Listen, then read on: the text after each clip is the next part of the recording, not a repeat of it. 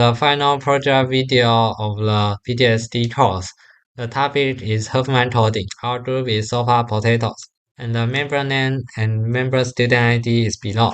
We will start with the algorithm introduction and with the example. This is a flowchart of our algorithm. We will initialize the search queue at first and read count the data, and then do the sorting and merge the two list occurrence group, and then update Huffman code and update mask. And we will check the group is equal to 1 or not. If not, then we will do the Huffman code algorithm again until the group number is equal to 1, and then we will output the Huffman code. This is a finite state diagram used in our RTL code. The reset will make the state goes to the idle first, and then we will read the data. And after the reading is over, then we will output the count value. And the combination of the S3 and S4 is the whole sorting algorithm. When the sort is done, we will merge two list occurrence group. And when the total group is larger than 2, then we will do the sorting again and merge again. And when the total group is equal to 2, we will output the Huffman code and Huffman master code. The Huffman process assigns bits based on the merge structure. During each merge, the lowest frequency group becomes a right child and contributes a 1, and the second lowest frequency group becomes a left child and contributes a 0. The traditional top-down method generates Huffman codes only after the full binary tree is built. A leaf's code length and its bit pattern remain unknown until every merge is complete. And this is inefficient for hardware, because the tree must be fully stored and traversed to determine the final codes. To make the process more hardware-friendly, a bottom-up method is used instead. Each merge immediately reveals 1 new bit and 0 for the left group and 1 for the right group. So each symbol's code grows incrementally throughout the merging process. This approach eliminates the need to store the full Huffman tree. Using symbol B as an example, B receives its first bit, 0, placed in the least significant position. The mask expands to mark that one bit in the code register is not valid. At the next merge, B receives another 0, assigned to the next higher position. The mask grows again, indicating 2 valid bits. At the following merge, B receives a 1. This becomes the third bit in its Huffman code, and the mask expands one more time to mark 3 meaningful bits. Although B has only 3 meaningful bits, the code has to be stored in an 8-bit format. The unused upper bits are padded with zeros, and the mask identifies which bits are valid. Before any merges occur, all code and mask registers begin at 0. No symbol has assigned bits, and no valid positions exist in any Huffman codes.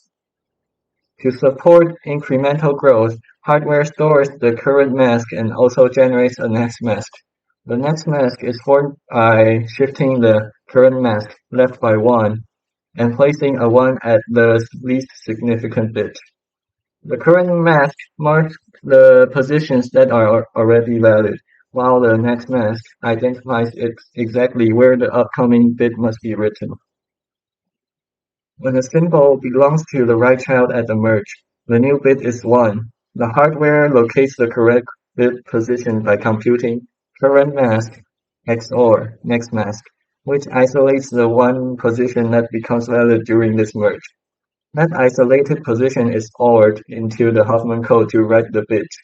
After writing the bit, the mask is updated to next mask, so the valid bit range moves upward in sync with the code.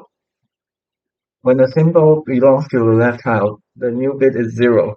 The Huffman code remains unchanged, so only the mask is updated to the next mask, extending the code length by 1.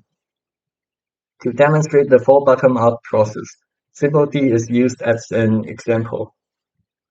D begins with its Huffman code cleared, its mask cleared, and its next mask pointing to the first valid bit position. D enters its first merge. Notice that D is the right child at this merge, so the assigned bit is 1.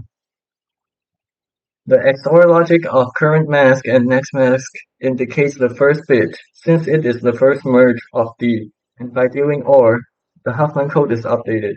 After that, we update the current mask and the next mask. D now has one bit Huffman code consisting the single bit 1, and D enters its second merge. We notice that D is left out at this merge, so the new bit is 0. The Huffman code remains unchanged, and the mask expands to include this new value. Then D enters the third merge, which is the final merge of our example. Notice that D becomes the right child again, so the bit is 1 at this level. The XOR logic indicates the third bit since it is the third merge of D, and by doing OR, the Huffman code is updated. And finally, we update the current mask and the next mask. We obtain D's final Huffman code, which is 101, which is correct according to the structure of the final tree. The first method is odd-even sort. This method follows a very simple two-step cycle. On the first passage of the clock, we call even step, we group the input into pairs. For each pair, we compare the two values and place the larger one in front and the smaller one behind. On the next clock cycle, we call odd step. We shift the pairing by one index. This allows us to convert the positions that were not compared in the even step. The advantage of odd-even sort is its small area, and the fact that we can check whether the sorting is complete every two clock cycles. Our implementation only needs 7 comparators and sorting 2 to 1 multiplexers. The critical path is also very short, which helps reduce delay. The second method we tested is Botonic sort. For 8 inputs, we can imagine splitting the list into 2 hops. We compare element 1 with 7, 2 with 6, and so on, forcing the first hop to be larger than the second hop. Once we understand how to merge this Botonic sequence, we can construct the entire sorting network. In our example, the sorting process goes through 6 stages. Stage 1, compare in pairs. Stage 2, compare in groups of 4. Stage 3, compare in pairs. Stage 4, compare all 8 index. Stage 6, compare in pairs again. No matter what the input pattern is, after these 6 stages, the output is guaranteed to be fully sorted.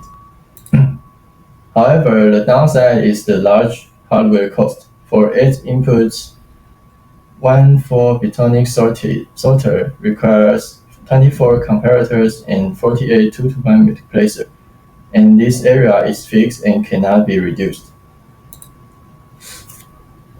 So we can compare the two methods side by side. The conclusion is very clear. Since our input size is always 8 elements, and area efficiency directly affect the final synthesis score, odd-even sort is the better choice. Therefore, in our final design, we select odd-even sorts as the main sorting architecture.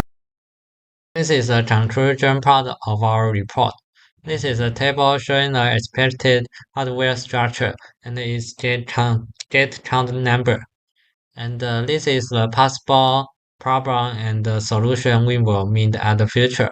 The interest state transition, we will check the if-else statement. Finite state machine date large, we will check the initial counter value. And if there's large delay, we will adjust the sorting structure.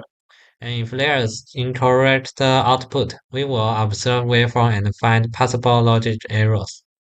This is the Gantt chart of our project. We have done the hardware design and the coding. Next to do things is logic synthesis and circuit optimization and the final report writing.